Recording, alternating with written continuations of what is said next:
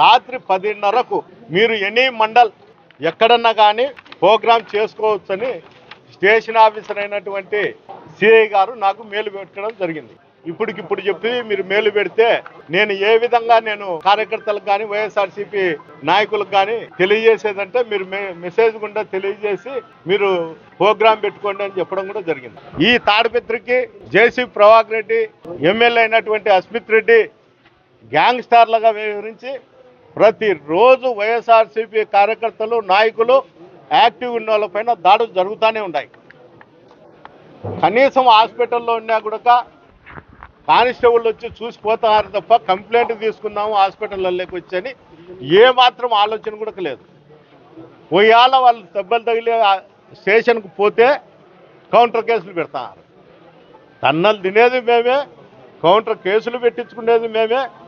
ఈరోజు వైఎస్ఆర్సీపీ కార్యకర్తలు తిరగాలంటేనే చాలా ఇబ్బందికరమైన పరిస్థితి తాడిపత్రిలో కొనసాగుతుంది.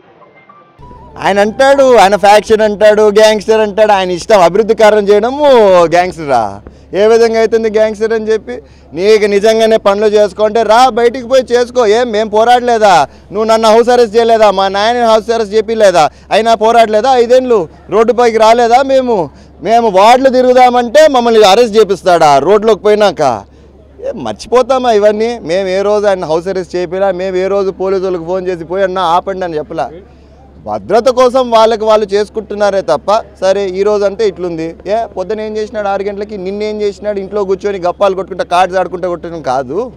ఆయన కూడా బయటికి వచ్చి పోరాడాల. పబ్లిక్ కోసం పనిచేయాలంటే పోరాడాల. ఊరికే ఇంట్లో కూర్చుంటే ఏది జరగదు.